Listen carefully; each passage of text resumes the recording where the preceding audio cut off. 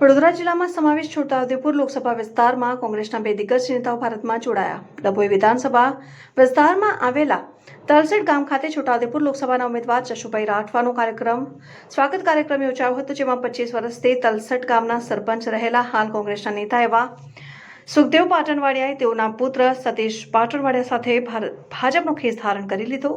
આ સાથે વડોદરા જિલ્લા કોંગ્રેસના મહામંત્રી ગોપાલસિંહ ટાટોર પણ ભાજપમાં જોડાઈ ગયા. ડભોઈ વિધાનસભા મતવિસ્તારમાં છોટાઉદેપુર લોકસભાના ઉમેદવાર જશુભાઈ રાઠવા દ્વારા ચૂંટણી પ્રચાર કરવામાં આવી રહ્યો છે, ત્યારે કોંગ્રેસના કેટલાક કાર્યકરો તાજેતરમાં ભાજપમાં જોડાઈ ચૂક્યા છે.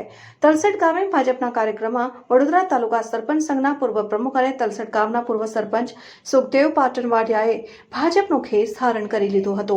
તેઓ પહેલા ભાજપના કાર્યકર હતા, જોકે નારાજગીને લઈને ભાજપ છોડીને કોંગ્રેસમાં જોડાઈ ગયા હતા. આજે ફરીવાર તેઓનો ભાજપના વિધિવત પ્રવેશ થયો હતો. સુખદેવ પાટણવાડિયા સાથે તેઓના પુત્ર અને ઠાકોર સેનાના આગેવાન સતીશ ઠાકોર પણ ભાજપમાં જોડાયા હતા. આ સાથે મોટી સંખ્યામાં કાર્યકરોએ પણ ભાજપમાં જોડાયા હતા.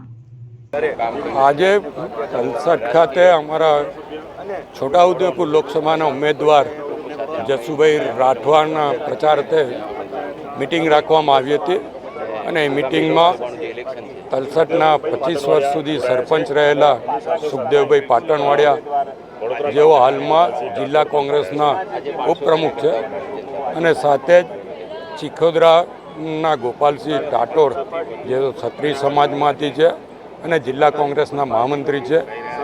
બંને મૂળ ભારતીય જનતા પક્ષના હતા, પરિવારે ઘર વાપસી કરી રહ્યા છે. બંનેને આવકારું છું અને 500 જેટલા કાર્યકરો સાથે એ લોકો અહીંયા જોડાઈ રહ્યા છે. અને એમના જોડાવાની સાથે અમારા જિલ્લાના પ્રમુખ શ્રી સતીશભાઈ નિશાળિયા, અમારા લોકસભાના ઉમેદવાર જશુભાઈ રાઠવા અને તમામ ભારતીય જનતા પક્ષના આગેવાનો પણ એમ આવકારે છે. પરિવારમાં એ જોડાતા હોય ત્યારે મરુવારના મોભી તરીકે અમે એમને એમનું માન સન્માન જળવાશે એવી ખાતરી પણ આપીએ છીએ.